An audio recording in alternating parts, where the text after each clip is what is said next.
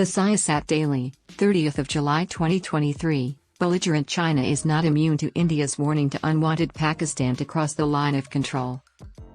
China has supported Pakistan as a client state to wage an all-out war against India. There are two ways to interpret Defence Minister Rajnath Singh's recent announcement that Indian troops would breach the line of control, LOC, separating the former state of Jammu and Kashmir between India and Pakistan.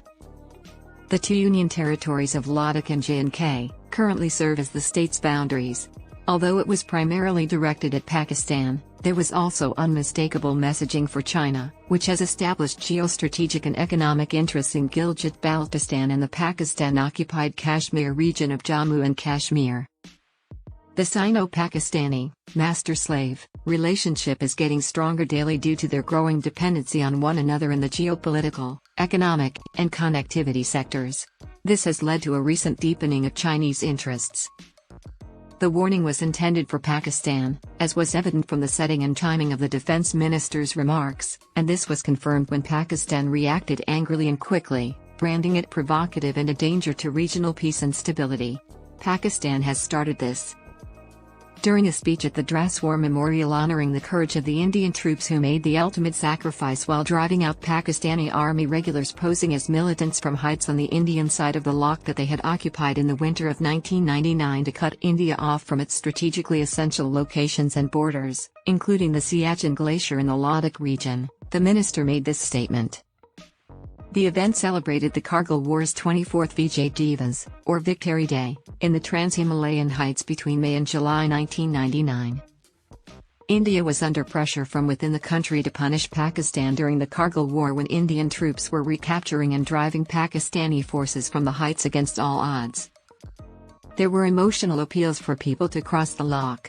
China sought the maintenance of the sanctity of the LOC and persuasively presented its position.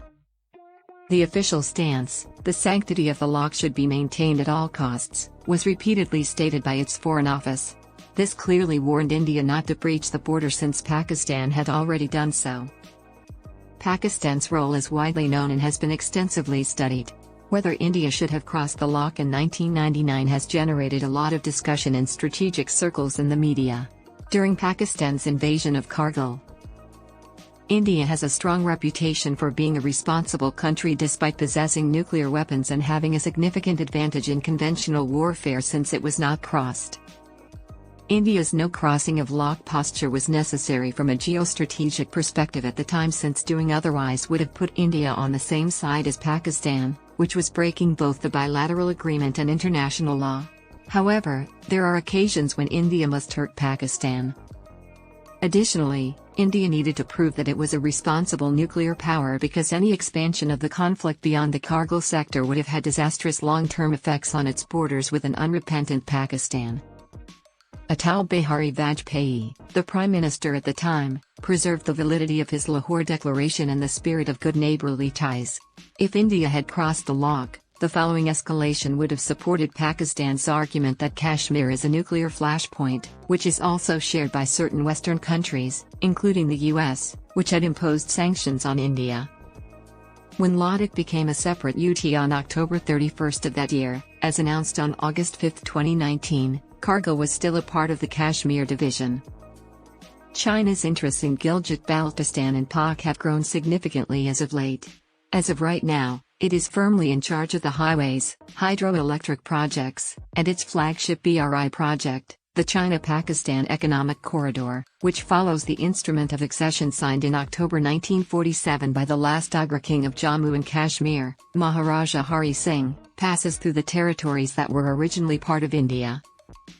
By extension, India's threat to Pakistan also warns China not to take anything for granted because India will reclaim its territories. Rajnath Singh explicitly said that India could have crossed the LOC during the Kargil War, could do so right now, and would undoubtedly do so if Pakistan misbehaved toward India. In truth, China has taken over control of and occupied Gilgit-Baltistan and Pak. China has not responded to the minister's statement thus far, but this does not imply that it did not get the message. China is the wrong country.